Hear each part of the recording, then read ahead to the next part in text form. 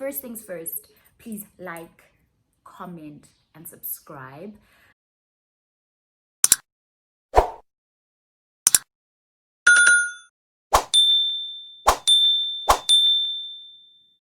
This really is a property education and design education channel, and we just really want to interact and just share resources and know what are your interests, what would you like to know, interior design and property related information or industries. And so please like, comment, and subscribe. Please find us on our Instagram, which is at Buhle Bendalo Designs. Hi. Welcome to the second part 2 of our conversation with Vusi Mathebula on buying, renovating, building property. Often we take for granted things that we've been told about property. It's sort of like hoo-ha, and I love that Vusi's know-how is both because of his experience, but also just from working in the banking industry. So he brings a whole lot of knowledge and know-how and commentary into the situation, which I think is just so fair and balanced and really is indicative of the current situation that we find ourselves in economically, especially when it relates to property. This is the nitty-gritty that people actually want to hear. The first part was sort of a generic overlook, and now we go in depth. It's like little ants that are marching. We go in depth and look at exactly how can I buy property now? Should I be buying? You know, is it a buyer's or seller's market, and what does it mean to me? If interest rates are low, what does it mean for how I can structure my property deals? If I am a freelancer or creative and I don't get a standard salary every single month, how can I buy? Is it possible to buy? How can I save and structure my money and my savings and my investments in such a way that perhaps I can buy? So this is a really, really interesting part of the conversation, and I'm so excited, as you can see. So please like, comment, subscribe.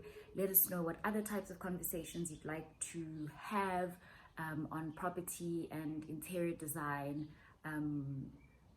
related stuff. And so part 2. You become accountable for that. I mean, I once bought into a complex where there was an outstanding bill to the city of Johannesburg for 2.8 million. And it was there in the financials, and I saw it and I raised the question. Say, hold on a second. Kolota, city of Johannesburg with 2.8 million. What is why am I to Maspala in 2.8 million? This is huge risk. And they were able to explain. So, no, we've got an issue with the city of Johannesburg. We've put the money to aside in order to pay the city once the issue is resolved. We are now locked in a dispute, with the city, kind of a situation. But once it's resolved, the money that gets paid towards the levy each month, there's a portion that should be paid to the city that gets paid into an interest-bearing account. You get to see all of those things, but you also need to understand the financials, which a lot of people don't. I say to people, ask the owner for the levy statement so that you can have a real view and understanding of what is in the levy, because the estate agent will tell you an estimate. Now, I think they pay around 2,000 Rand a month, only to find that people are paying 3,000 Rand a month. Yeah, you've budgeted 2,000 and only to find that needs to come from, somewhere. Ask them, has there been any form of special levy that is proposed? Because that's an additional amount. Have they been making the necessary contributions towards the maintenance plan? Because schemes need to put money towards a maintenance plan, which has a rolling 5-year period. Have they been making the necessary contributions to CSOC? So it's all of those things. But again, if you don't ask someone to help you, you're never going to know these things. And when I say the agent or the developer is not necessarily going to help you, it's not being mean, but they are not here to help you make an investment decision. They are here to sell you their product. Yeah. So they're going to move their product in the best way in which they can. They will tell you all of the things that sell the product. They won't tell you the downside. That's what every salesman does, I'm not going to sell you a car and tell you the problems with the car. I'll tell you all the nice, fancy, trinket things about the car so that you're interested in buying it.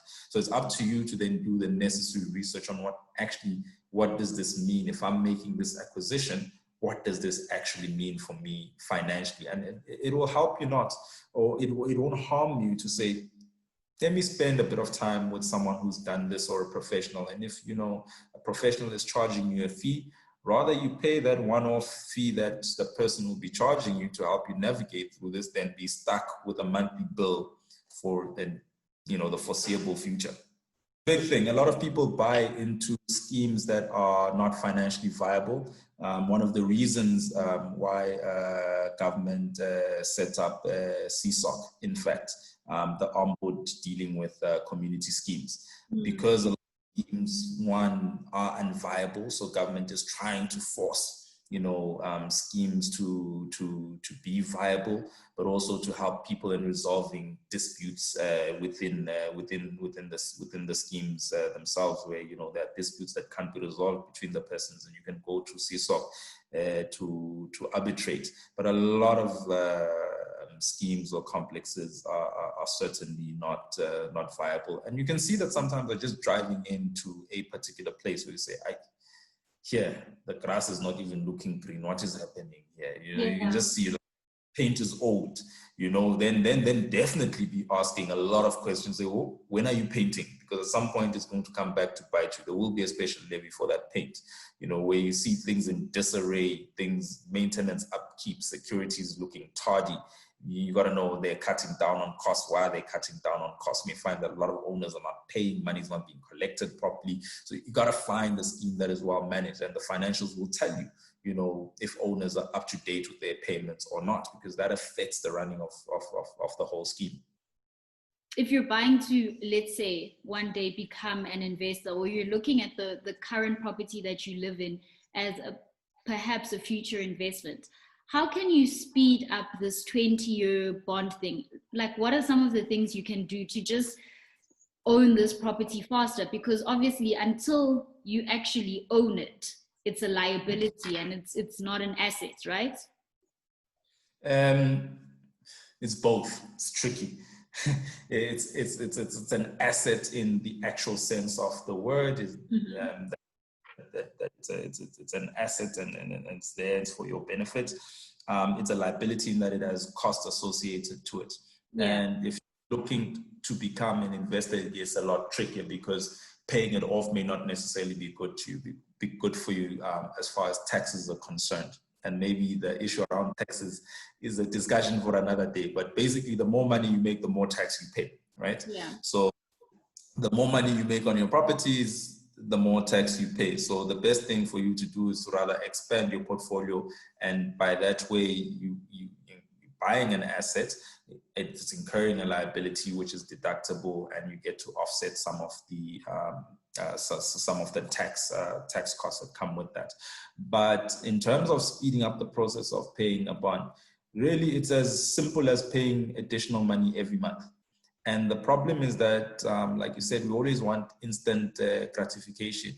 So that additional 100 that you put in every month, you're not seeing the immediate difference. You know, you're not seeing large drops in the amounts or in the payments that you are required to make. It's incremental.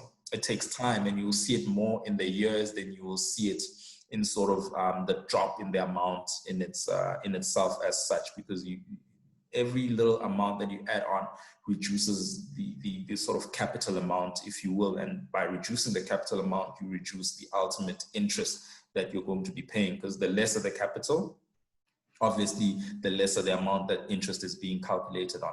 So it's as simple as, and when I say simple, I say it's a bit flippant, but it's as simple as putting in any additional money that you can each and every month, and being consistent, with that. If you think, as in, the 500 things I use and I'm let me just put it into my bond account each month. And I think once you've done it for a few months, you then just develop a habit that just keeps you going, and say, I'm going to put in this extra 500, and each year maybe you increase it.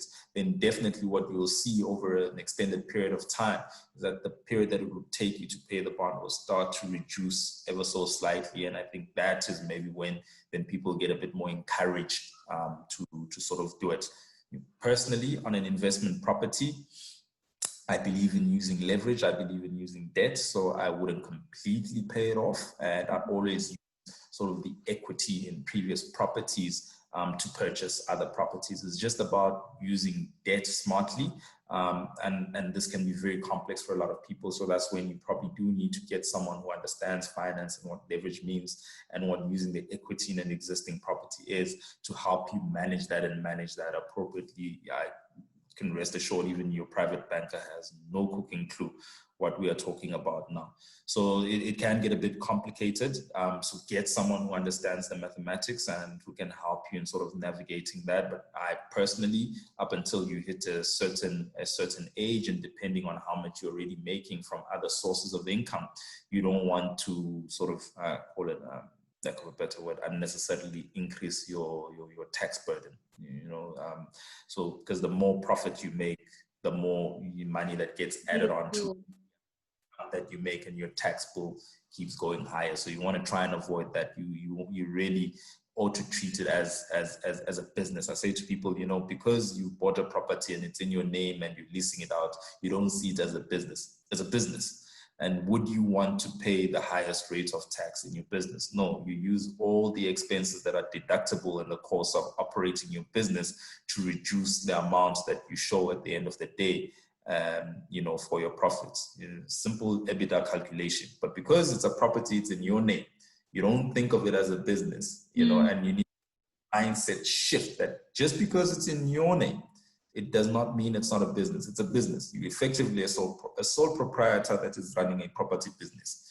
So manage it as that. And I think the more people start thinking of it as a business rather than just a property that I have, the more you're going to be involved, the more you're going to want to pay attention, the more diligence you want to do in respect of the property and trying to understand the dynamics, not just of the property, but just the whole market itself as far as property is concerned. But yeah, treat it as a business as opposed to side hoping every now and again. Yeah. I think that's such an important thing to touch on, because everything from your monthly gardening to calling in a plumber when you've had burst pipes, all of that counts towards your maintaining this property, that's a really good call. I think we do need to look at properties we own in our own names and that we live in as some sort of a business transaction, to remove that emotion from it. Yeah, no, certainly. And you've touched on something, also that I speak of quite a lot, and I mention it in my blogs, is remove the emotions from the process of buying a property. The moment you get emotional about it, and this happens quite a lot, I think, in most markets, but more so in the South African markets, the moment you put emotions in it, you blur everything. Whether you're a seller, whether you're a purchaser, remove the emotions from the property. Try and take that out as much as possible. Always be willing to walk away from a property. At the end of the day, it's a few bricks and cement, hey? I agree with you partially. Yeah. But I do think when you're let's say you live in a property, right? You need to be happy in your property, right? Certainly. Okay. Certainly, but your happiness follows after you've follows gone the through. Good decision that you made that was devoid Correct. of emotion. Okay. Correct. Got it. Yeah. Got it.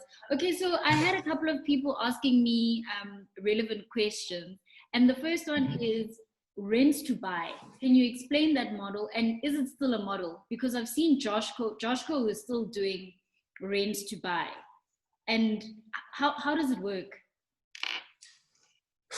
Yeah, I'm not a fan of rent to buy, but I guess as developers, you need to develop as much as you can, and you're not always going to have, in a lot of sizable developments, you're not always going to have off-takers or people who are able to buy or afford the properties. So people have come up with a scheme where you can lease the property for a period of time and be able to show through that you are able to actually afford the property, and then they work with whomever their bank is in order to help you purchase a property. But a lot of people find themselves renting for a very long time, and not because the affordability hasn't changed, but because your credit record is a mess, and it becomes difficult for a bank to sort of fund you when your credit record is not in good shape. But also because, as you stay in the property, your circumstances change. You know, you may have moved in as Ubui and you're single 2 years down the line, signum done, you know, and your expenses are, and your affordability is now, you know, not moving in the way in which you wanted it to sort of move. So I'm not a big fan of it, but like I say, there are a lot of people who are using it. In some instances it works, in some instances it doesn't work, and people find themselves, you know, in long-term leases, having thought they would actually buy the place. I always say to people, you know, prepare yourself. You know, if you know that you want to buy a property, at some point in your life, start behaving from that point or that day as if you already own the property. You know, so if you are 25 and you're like, I want to own my own property by the time I'm 30, don't start planning at 30. You're too late. You know, if you understand, would see, for me to buy a property, I need to pay a mortgage, and a mortgage that I think I can afford is along these lines, and that's probably how much you're spending on rent, then that's fine. You continue, you pay your rent, but then you got to say to yourself, okay, I need to save up for a deposit. I need to save up for the initial cost. You know, I'm up on cost, you know, and there's additional costs that come with a property. Can I actually afford the additional costs?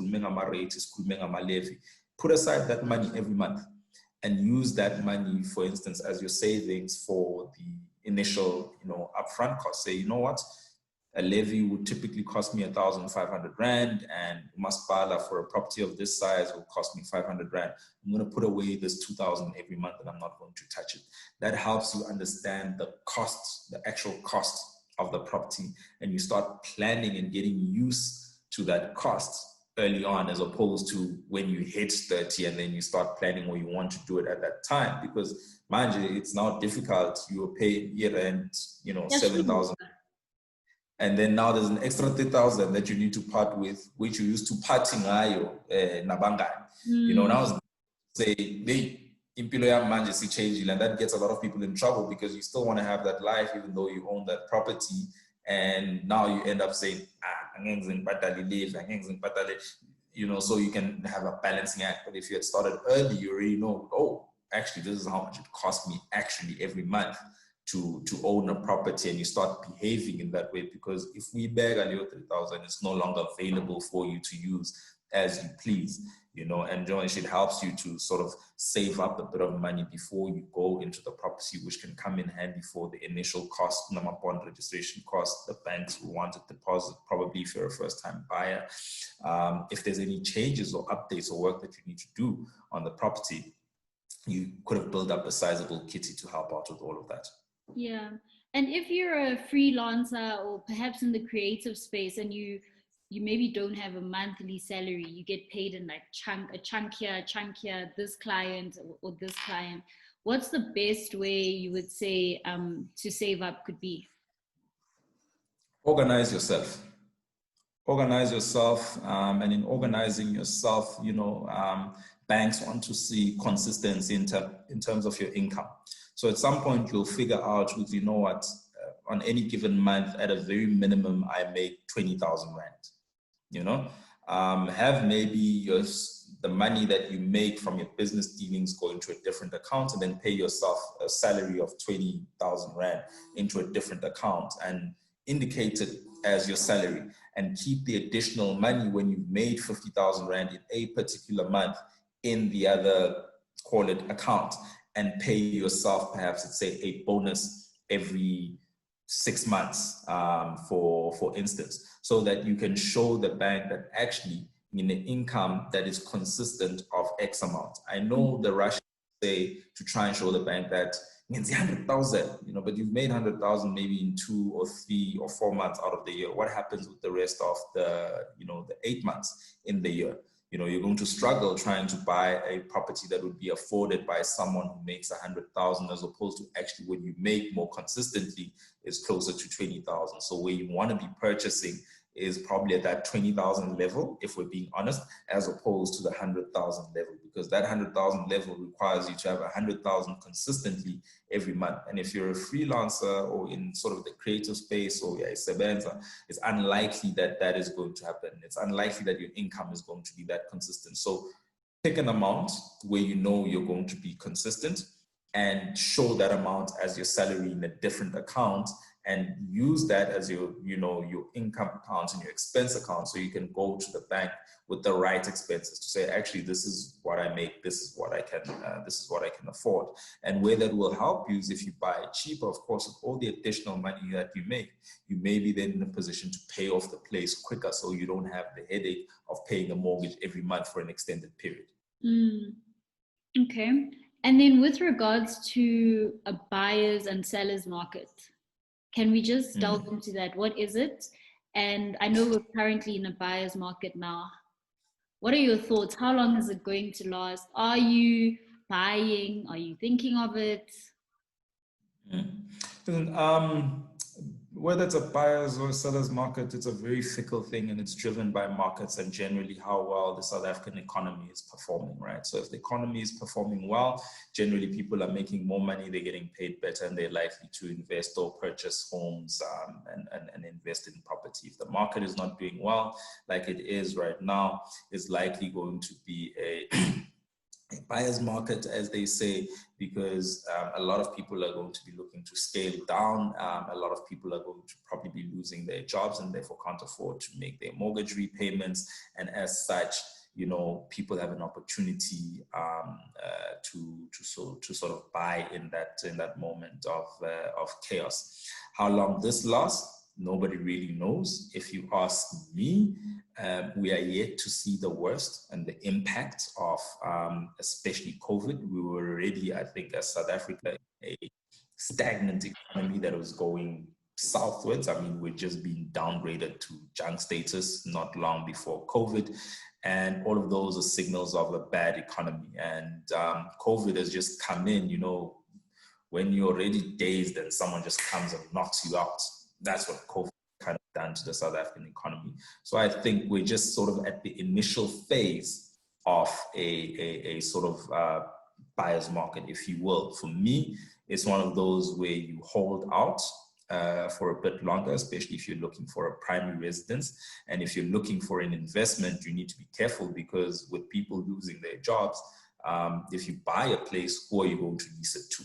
Which takes you back to understanding your market so much better. So you got to be able to float the place yourself. If you're buying an investment, you need to be able to make all of the bond payments and all of the costs associated without having a tenant, is what I would say, because people are losing their jobs. That's just a fact. That's in terms of the current situation. So you got to look out for that. But I'd hold out, and I'd say you're probably looking at first, second quarter next year, where things really, really get bad, where you will probably find, massive discounts.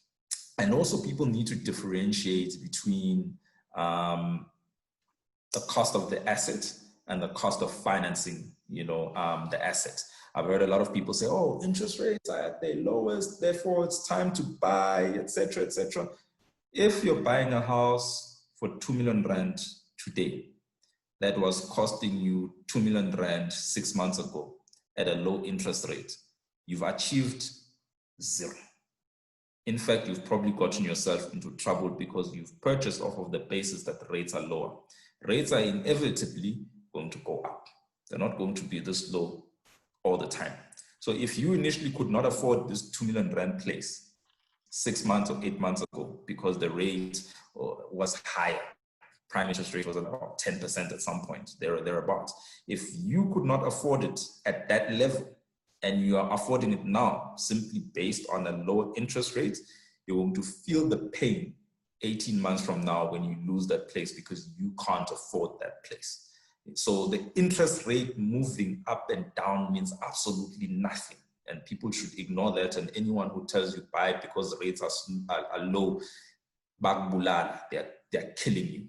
I can guarantee you it will end in tears, because interest rates are going to go up and incomes are likely to go significantly up because the economy is in a bad state. If you still have your job at this point in time, you are grateful, absolutely grateful that you still have a job. So you got to take that into consideration. It's likely that some people may not even get increases for the next 2 or so years, simply because of the bad state in which the economy is in. So unless you are certain that your income is going to go do that in the next couple of years, stay away from purchasing a property that you could not afford a few months ago and you're only affording it now because rates are lower. Stay What about very aware. blocking? I've seen some celebrity endorsements for a particular developer. I won't go into which one. And they're going as far as to advise potential buyers to lock their interest rates so that they can have it at a lower rate.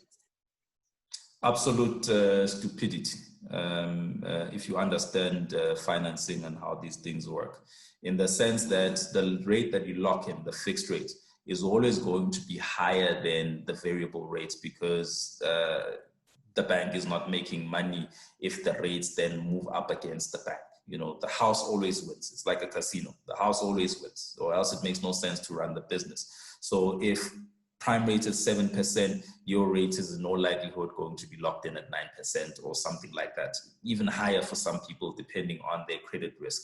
And to, you know, put the cherry on top, your locked in rate is going to be for a period of 5 years, not 20 years, which your mortgage is going to be for a period of 20 years. So you're going to have this locked in rate for 5 years. And what you're then betting on in this 5-year period is that by the time the 5-year period ends, rates are not significantly higher than what they were in your rate in any event. Because if the rates are significantly higher, then you've got a problem.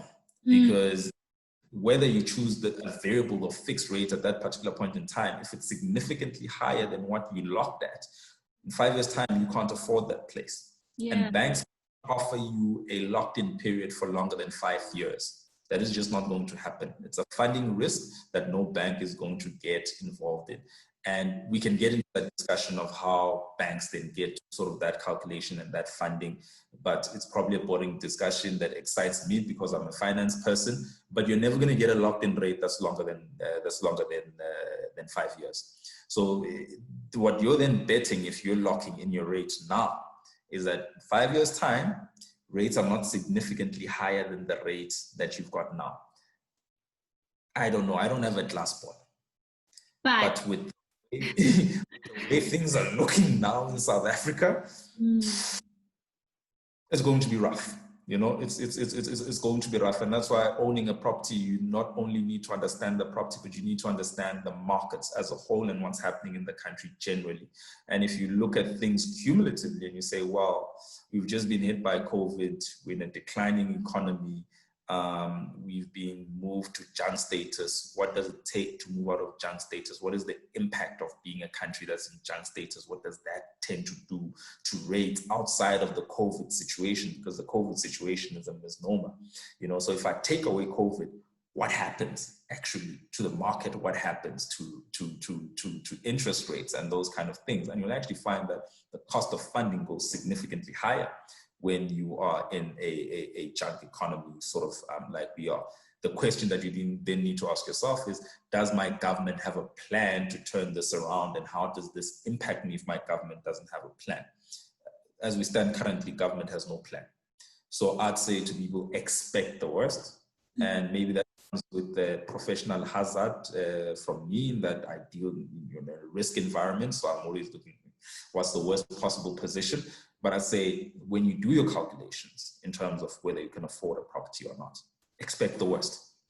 You know, I say to people, sit down, do the calculations and do a stress analysis that says, so if rates move by 5%, you know, which could happen. It's happened before. Absolutely. Where would I be sitting in terms of affordability? Do I have enough of a buffer in this space in order for me to be able to afford that deferring rate, you know? And it's uncomfortable with a lot of people, whether you're purchasing, you know, a house or a car, because you then quickly realize that, whoa, instead of getting a house got 2 million, I can only do 1.5 million. And what you're looking for, perhaps, you know, is definitely not in the 1.5 million range, but that's where your budget actually is and what you need to make do with.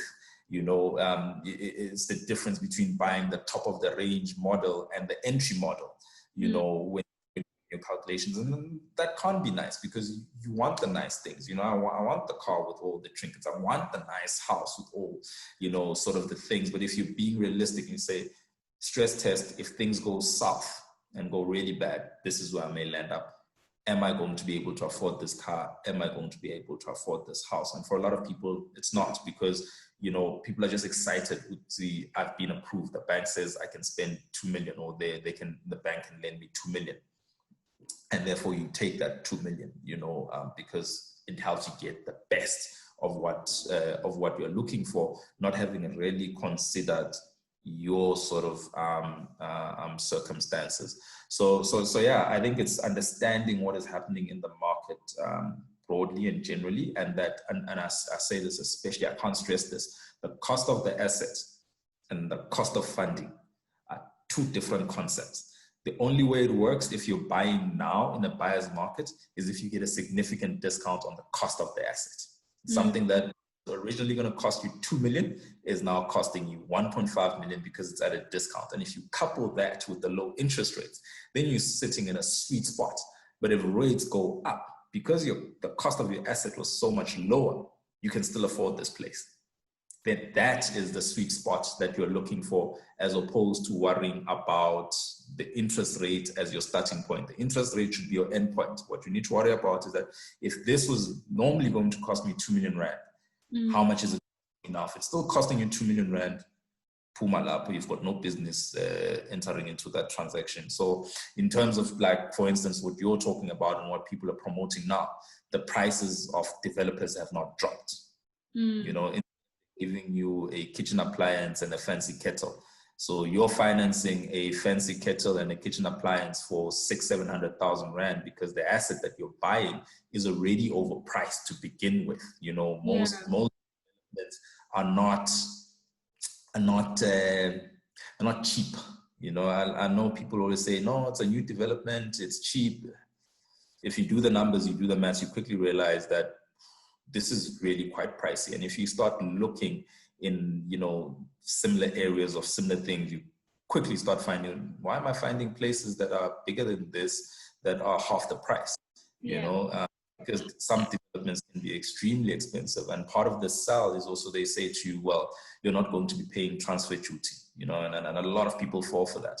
And unless you're buying a really expensive place, you know, if you're still playing in the sort of 1.5 million kind of a thing, transfer duty should be the last thing on your mind, because at that rate, you're probably paying 16,000 rand anyway in transfer duty. Until $1 million rand, you're exempted from transfer duty. And when you start looking at the scale calculation between $1 million rand to about, let's say, 1.6, 1.7, 1.8 even, it's not that hefty of a bill. You know, so you got to ask yourself, do I want to buy a place at the right price and not overpay? Or do I want to overpay just because I'm running away for 20,000? Because in the long term, you're going to be paying a whole lot more than that 20,000 that you would have spent on transfer duty, you know, instead of avoiding it, you know, kind of a thing. So there's a lot of things that you need to understand. And it takes me back to what I said to you earlier, that as a developer, I'm not worried about your investment decision as a developer. I'm worried about selling you my product. You know, I'll take investment for you because that's what gets you across the line. But if you understand market dynamics and you start looking at things, and if you understand numbers and you start looking at numbers, it's amazing when I have these conversations with people who ask me these questions, how shocked people are that I've just bought into this and I'm never actually going to make any money. And I'm like, yeah. And they're like, so when I sell, I'm like, well, you'll be lucky if there's an increase, but generally the increase also in the value is not natural attrition. It's very much a created thing, and it tends not to last. It's sort of like a balloon. But when people their minds start coming back, it stagnates, you know? I made to a friend who asked me this question as they were looking to invest in a place, 2-bedroom place, pick a suburb, say Midrand. It's going to cost him just around about 1.3 million rand to buy, right? 2-bedroom place, 80 square meters, 1.3 million rand to buy. And that doesn't take into account the cost of levies, the cost of the municipality for rates. You put that into play, listen, you're looking at a bond repayment, let's say of 11,000 or thereabout for the property. You're looking at another 2,000 on levies. You're looking at another 800 or so on rates and taxes. So we're already sitting at about 14,000 in your cost of this property.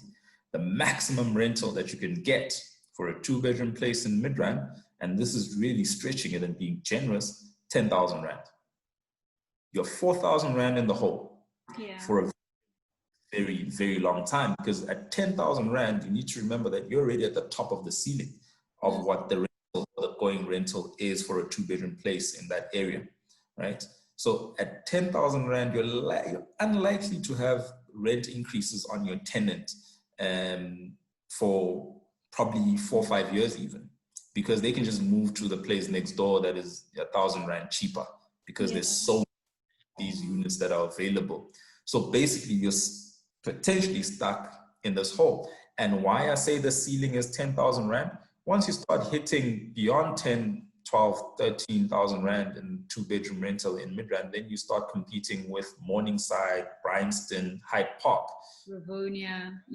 Spend that money out in the far-flungs when I can spend it in Hyde Park, and especially for young professionals who by and large work in Sandton, where it's closer and more convenient and I've got more amenities. Doesn't make sense. You know, so think about all of those things and say, well, what am I doing here? Do the numbers add up? Do they work? And a developer will say to you, no, you'll get your rent back. There's always people looking to rent, you know, and maybe they have, you know, a list of people who are looking to rent, and the person is happy to pay the 12,000 in the first year. The second year, like, this is too expensive. You know, for most who are landlords, we've been decreasing the rentals actually the last few years. That's how stiff competition has gotten. It's either you've been keeping rentals the same or you've been decreasing them. It's very few occasions or very few places where you've been able to increase your rentals. And some landlords will increase it, and the moment people say, well, I'm leaving, then they want to drastically reduce it. So you keep the person who's been there, who's been consistent, because getting in a new person is an unknown entity and they may just not pay your rent, you know. So there are all of those things to consider, but the bottom line is you got to understand the maths so that you don't get misled. You know, when someone says interest rates are low, now is the right time to buy. It's nothing to do with buying that. It's going to get you into trouble. Yeah. And then are there specific suburbs that, you know, somebody asked me where to buy? I know you answered, you sort of answered that in the beginning about having a checklist of things that you want for the end user. But are there certain areas that, you know, are nicer or kinder in terms of resale value? Well, maybe we go by process of exclusion. So you don't want to go into what I call the pig suburbs, you know. So you're not going to be looking for resale value in Hillbrow, for instance, kind of a situation. So I think most suburbs will have a good resale value. I think the highest is probably in the northern suburbs. There are places out in the south that have a good resale value. But the dynamics, it's not a one size fits all, you know. Within a particular suburb may not have a good resale value for a number of reasons, and others, you know, and others will. So it's a bit tricky, that one. And one of the things that I say, you know, in sort of what I'd call my investment principles is not just have a look at the place that you're buying, but have a look at the whole neighborhood around, because that will give you a good idea of, you know, what the state of play is there and whether or not you'll get your money back in a few years. So if, you know, you're buying a property in the next block just looks dodgy, you got to worry about that spilling over and about someone else looking at it and say, yeah, nice place, but next street, Aksa Semnandama, you know, for instance, if you're in one street, Hillbrow, it's a problem, you know. For me, particularly as an investor, I wouldn't go there looking at a resale value. I'd go there perhaps saying, do I get, you know, an annuity return, which is your rent, and do I get tenants from that? But to say, I'm in Houghton and I'm looking for resale value, I mean, you would have seen there's a house that's been publicized out there for years now, where I think they've even thrown in, is it a Rolls Royce that they've thrown in, or one of these fancy big cars that they've thrown in? In my view, the house is worth nothing. They got to pay you to take it, because just the location, just for me, doesn't work. And until something gets done about the surrounding neighborhoods, in effect, you're in a neighborhood in decline. You know, why would you do that? Why would you do that to yourself? When you're investing in property, you want a return on your investment. You want to, you know, you do want that uptick in in the value. So you got to look at not just the place, but the surrounding areas and whether or not those are going to be in decline in a few years. And if they're not going to be in decline, likelihood is that you'll have a bit of an increase in the value. But if they're going to be in decline, sorry, sinking in. Yeah.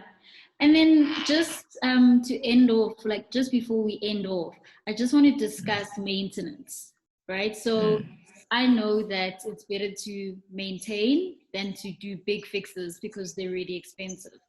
So what are your day-to-day maintenance tips that you can share? Because in the maintenance issues is make sure that, you know, the simple things are in working order. You know, if a tap is leaking, fix it. Don't let it leak and then attend to it a few months down the line. It causes more damage. There's more things that you need to fix, you know.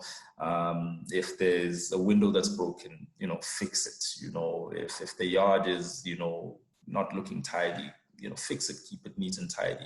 If you need a, you know, fresh up on paint, do the fresh up there on paint so that at the end or in long term, it doesn't become a big job. You know, if something is falling apart, replace it. You know, if you see that there's a cupboard that's loose, fix the screw. Don't let the whole door fall off, because that may cause more damage. And now you're not just replacing the door, but you've got to replace the inboard because that's now damaged. So just the little things as they come about. And this can be costly because, you know, things get used and things break. But as those things happen, tiring as it is, keep fixing those things so that your house remains in a good state. You know, same thing as your car. You know, if your brakes, you know, are wearing off, you replace your brakes. You don't just keep driving with the brakes worn off, because if you keep doing that, then the brake drum thing gets messed up, and then you've got to purchase that, which is far more expensive than just buying the brake pads kind of situation.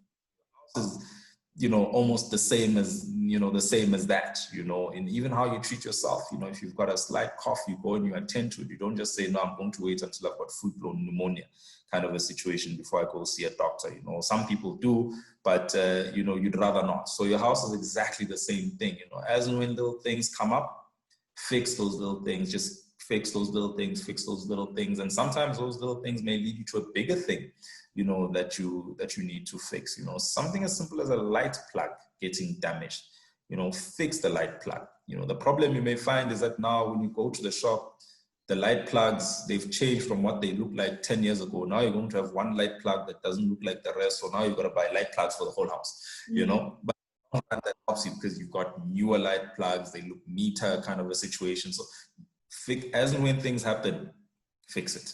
Yeah, absolutely agree with you.